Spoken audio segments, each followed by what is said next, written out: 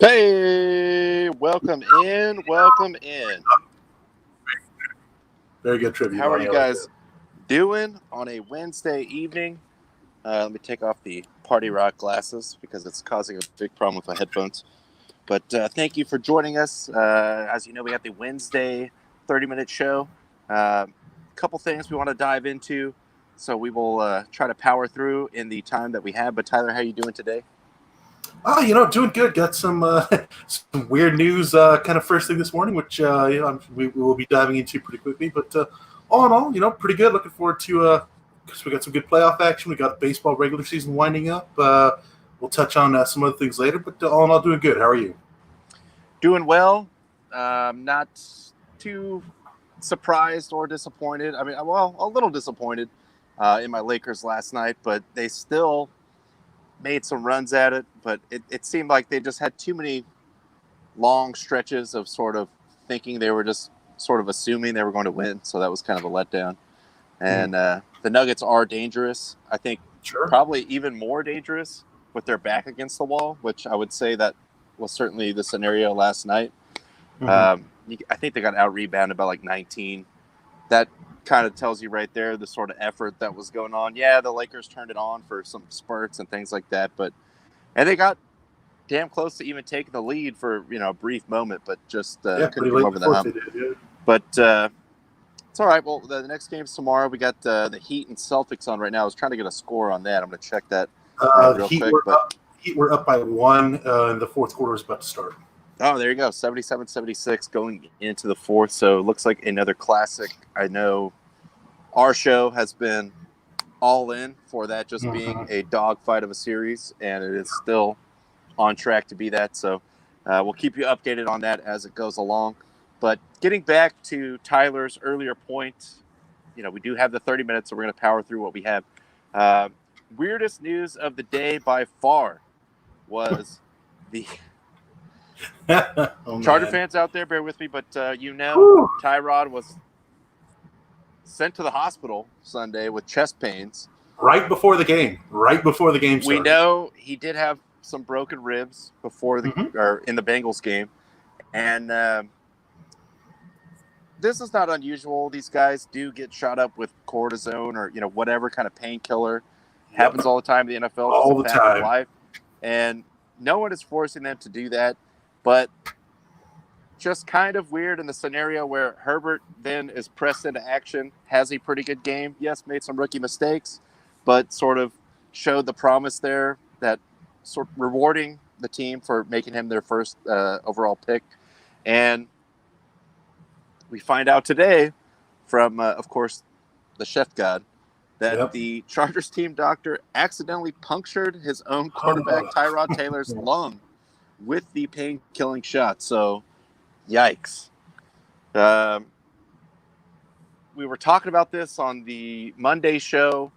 Lynn came out. Charger fans were upset. If Tyrod's 100%, he's our guy. We made that commitment to him. He is the starter. Whether or not that was, we don't want to throw the rookie into the fire, or we got the steady hand, as we were talking about, the steady hand.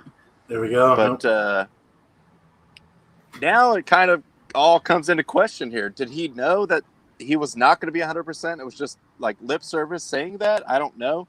But Tyler, where do you come down on this?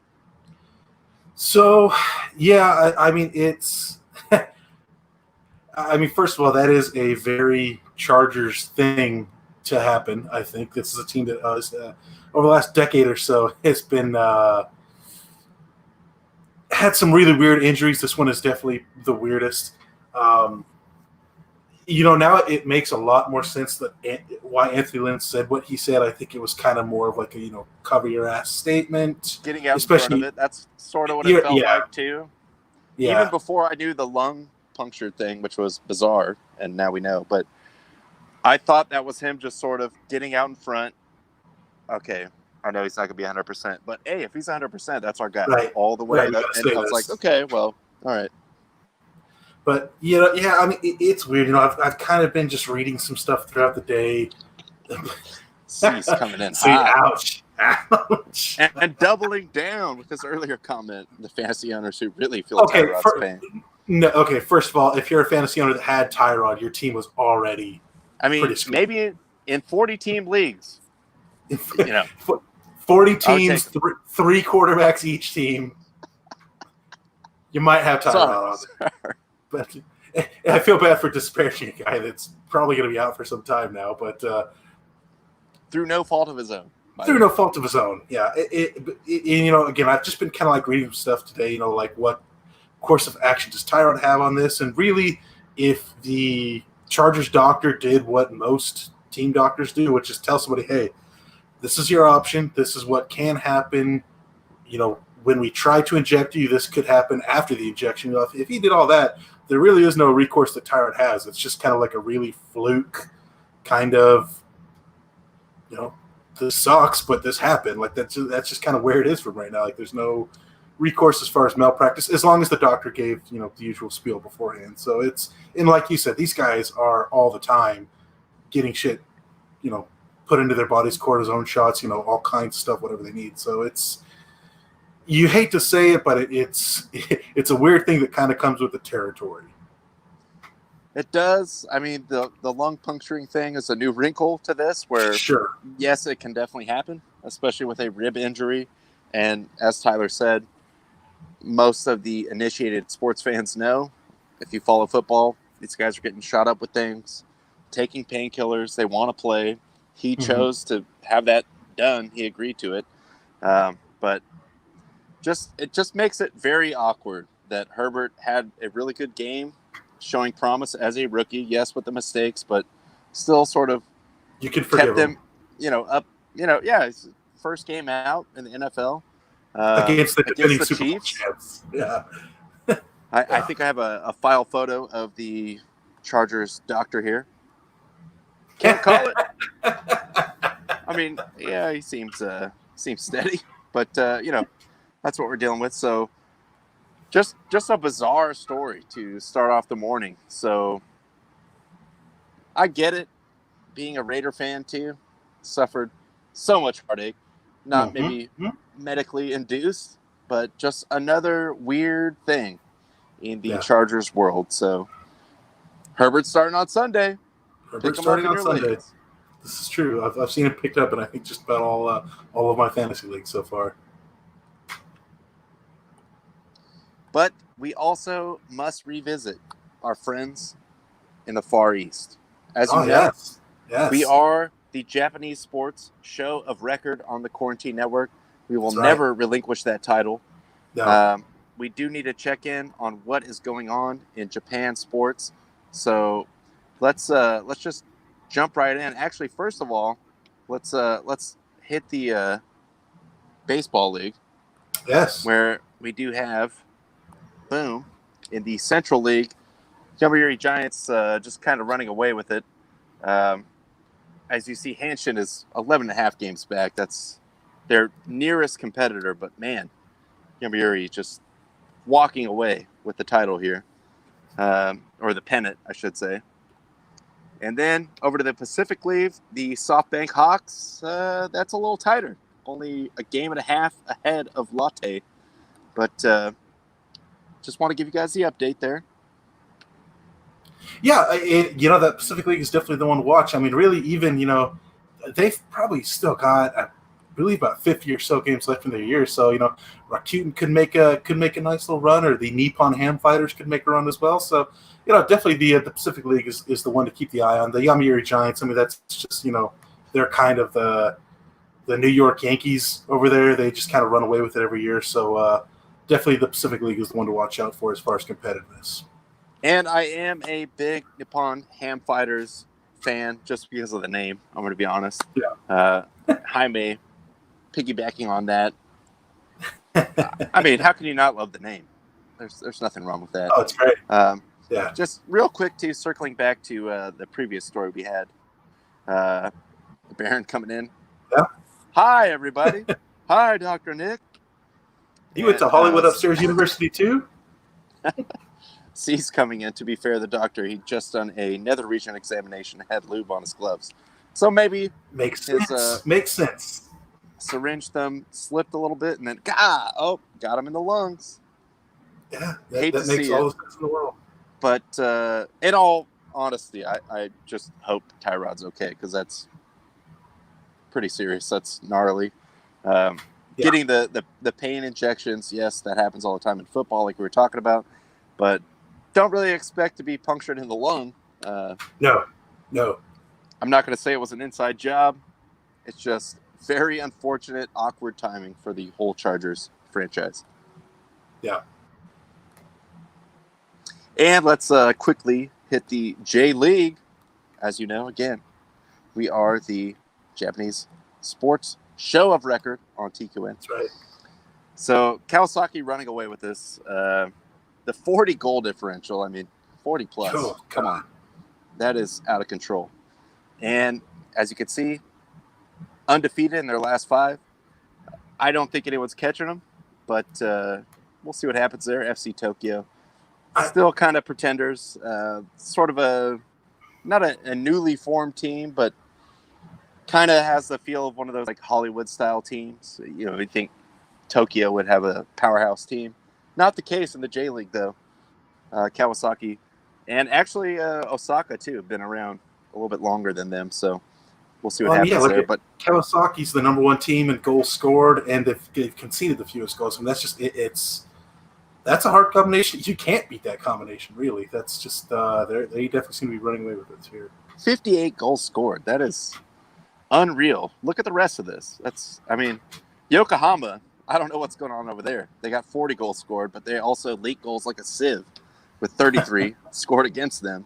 But that seems like a team I'd like to watch because kind of like that West Ham, we're on a high wire all the time. Oh, God. Yeah. Hate to say it, but also I want to give a shout out to my guy, Michael Olunga, the leading goal scorer in the J League for Kashiwa, with 16 goals, 16 games, baby, keeping them afloat in the 15th or in the 5th spot. So good looking out to him. And the last thing that I wanted to hit here for all our Japanese fans is we do have a basho going on right now. Yeah, the September basho. First time, potentially, a rookie has won this. It's 106 years. So no pressure, but, bring it home. Yeah, he's currently sitting in a 4-way tie. We've got four wrestlers with 9 wins. Takakeisho, Shodai, Tobizaru, and Wakatakakage, all sitting with a 9-2 record. Of course, there's only 4 nights left of the tournament, so definitely big things up for grab. This is kind of a weird basho. It's the first one in quite a long time where no Yokozuna are in it. Yokozuna, of course, being the top rank that a sumo wrestler can get. Both the current Yokozuna pulled out before the tournament.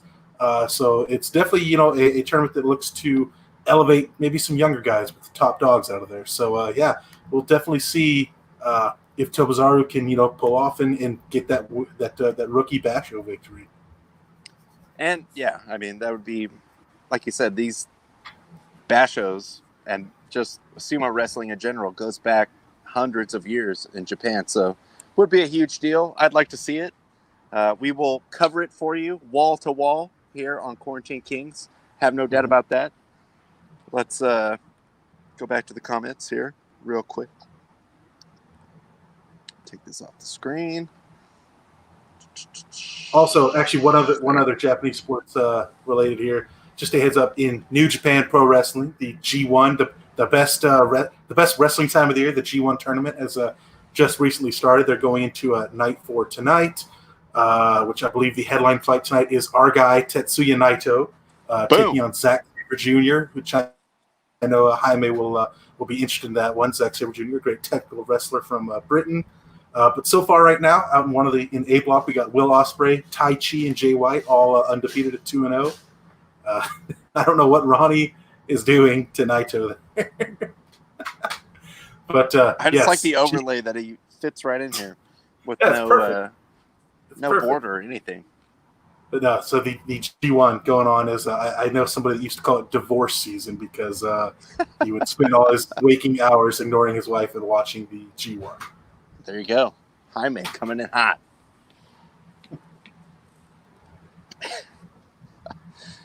And then Cease. How's Hiroshima's defense? Ooh, Why? ooh. It's a deep cut.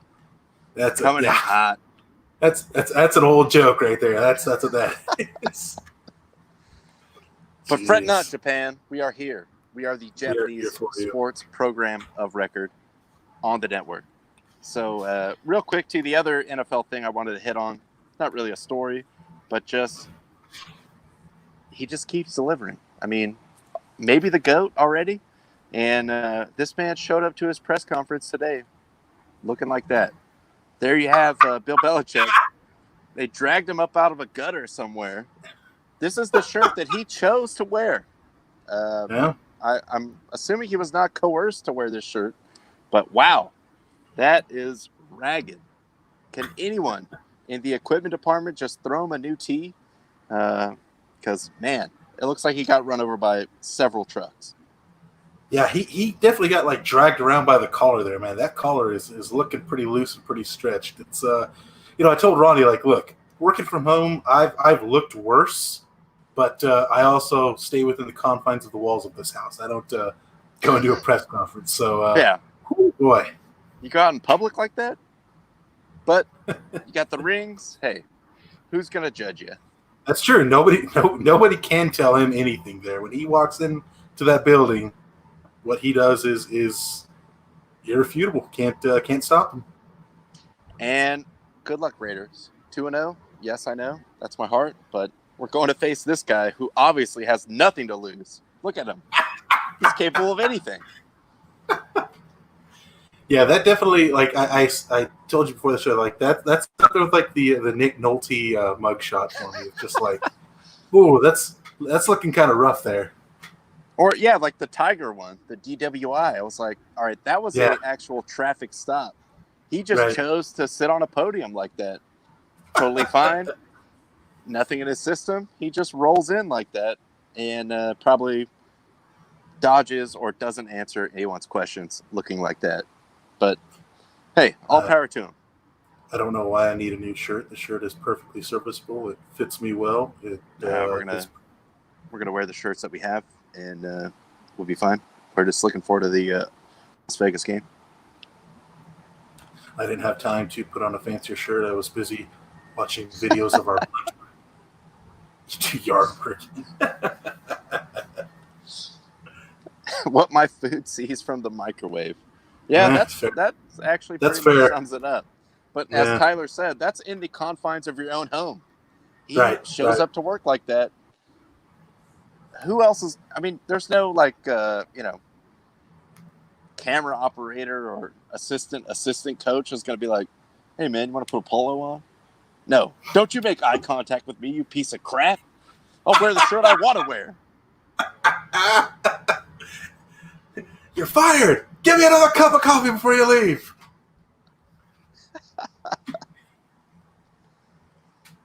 And also, I got to check the score there, but it looks like the Heat-Celtics game is really heating up, so I will dive into that as quickly as I can. Just did a refresh, and it says 93-87 Heat with about a little under 6 minutes left. Ooh, here we go. But I wouldn't even write the Celtics off if they go down 3-1, because I just feel like these are going to be close games. Heat having a nice fourth quarter right now. Kind of took their foot off the gas, or I don't know what happened in the third quarter. Celtics came back, outscored them by 5, and Heat just made a charge there and made that up. But we'll see what happens if that updates before we get off the air. Other thing I wanted to hit in the baseball world was Tyler actually pointed this out to me. I was watching the game and I saw it on TV, but now we have a graphic. This is the shift that the Dodgers employed on Matt Olson last night against the A's. I've never really seen anything like that.